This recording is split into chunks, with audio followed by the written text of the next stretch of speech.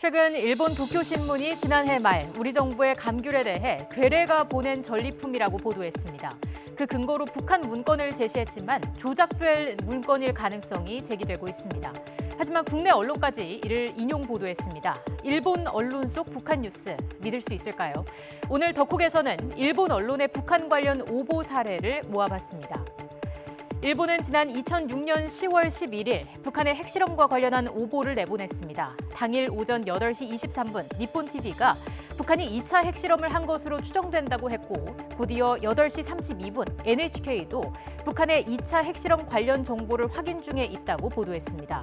북한 지진파를 오인해서 생긴 오보였습니다. 대륙간 탄도미사일 ICBM으로 분류되는 대포동 2호와 관련된 오보도 있었습니다. 가장 먼저 보도한 NHK는 비상체라고 했고 니폰TV는 탄도미사일로 추정된다고 보도했습니다.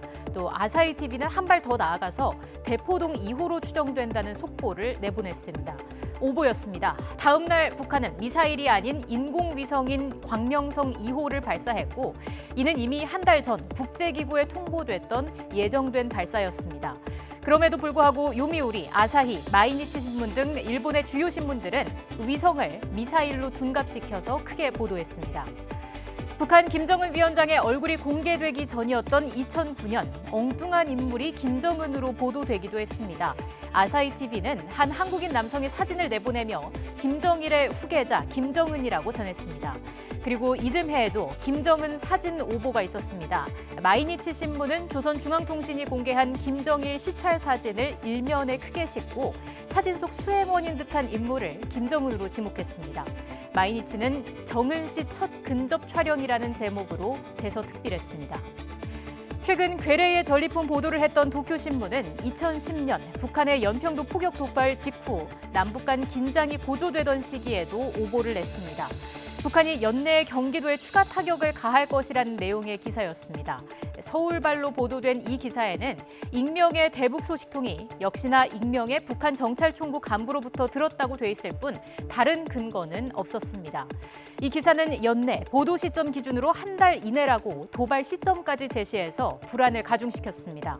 국내 유력 언론사들이 너도 나도 베껴 써서 오보에 동참했던 기사이기도 합니다. 일본 산케이 신문이 실은 장성택 부인 김경희 사망설 역시 잘못된 보도였습니다. 북한 내부 정보를 통해 확인한 내용이라며 김경희가 전년도 10월 지병으로 사망했고 김정은이 공표하지 말라는 함구령까지 내렸다고 전했습니다.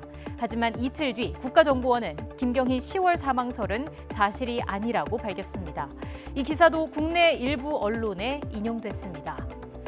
한국 언론도 북한 관련 오보에서 일본 언론에 뒤지지 않습니다. 김일성 사망 오보와 천안함 사건 직후에 나왔던 인간 어뢰 보도가 대표적이고 잊을만 하면 북한 주요 인사가 수청되거나 사망했다는 보도가 나오지만 이후 그의 생존이 확인되는 일이 이어져 왔습니다.